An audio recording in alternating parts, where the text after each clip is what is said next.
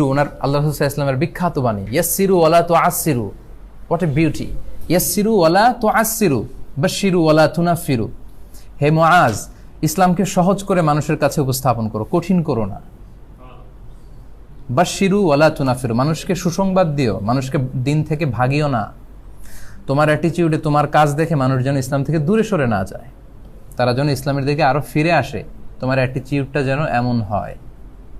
আর তাইসির, simplicity is the beauty of Islam. এই সহজীকরণ, এটাই হচ্ছে ইসলামের সৌন্দর্য।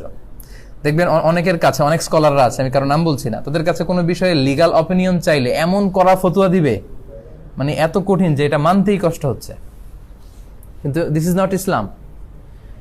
কোন স্কলার যদি এমন ফতোয়া দেয়, এমন লিগাল অপিনিয়ন দেয় যে যেটা মানতে আমাদের নাভিশ্বাস, আমাদের খুব কষ্ট হচ্ছে, তার মানে বুঝতে হবে something is missing in this legal opinion, and the scholar should revise the issue again.